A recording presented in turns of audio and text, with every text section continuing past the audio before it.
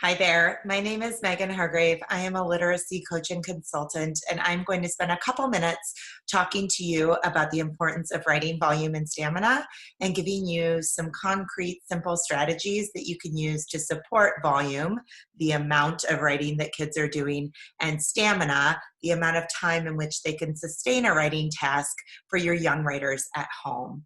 The reason why we push writing volume and stamina in the writing workshop classroom is because writing is a basic skill. And just like any other basic skill, the more that you practice, the more that you do that skill, the better you will become. If we take a sports analogy, you can think about a tennis player. And if I go to a tennis lesson and I only hit the ball once during the tennis lesson, I am not going to grow as much as another tennis player who spends the entire lesson hitting the ball again, running up and down the court, and spending that whole time practicing. And so with your writers, you really want to think about how you can help them to keep going. If you haven't already encountered this, I promise you will. You will have a writer who says, I'm done, I'm stuck, or you look over and their pencil's sitting down and they're looking out the window. And so when that happens, I have 6 simple, tried and true strategies that you might use with your writers to keep them going. And so some of the strategies that your students might be used to from the classroom, or if they're not used to in the classroom, are strategies that you can try with them are the following. The first one is pretty simple, and it's just encouraging your writers to keep track of their daily volume. And they might do this by simply putting a date at the top of their page, or if they're typing, they can switch text colors. And so each day, if they write in a different color, if they switch back and forth between 2 different days, they can look and say, wow, I wrote this much today. And so a lot of times that can be a motivator.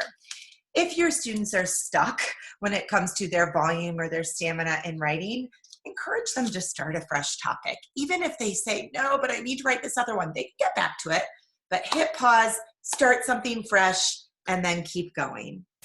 The third thing that you might encourage your writers to do is to do some quick planning. And this could be written planning, just on a simple Post-it note, or it could be oral planning. Okay, I'm going to do this, I'm going to do this, and I'm going to do this.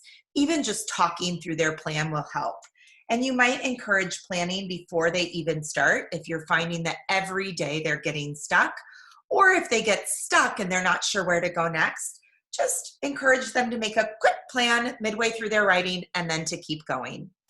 One of my favorite strategies is the timer up strategy. Instead of setting a timer for 20 minutes and saying, you're going to write for all 20 of these minutes, start a stopwatch at 0 and start it when the student starts writing or the writer in front of you starts writing.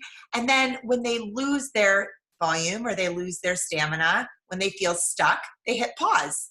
And they keep track of how long they can go feeling very successful in their writing. The goal being started at 0 again and let's timer up again.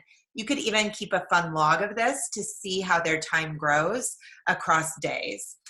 The next thing that you might do, another simple one, is to teach your readers to rewind, or your writers to rewind and reread and then write on. And they might reread their writing aloud to you. They might reread it to themselves.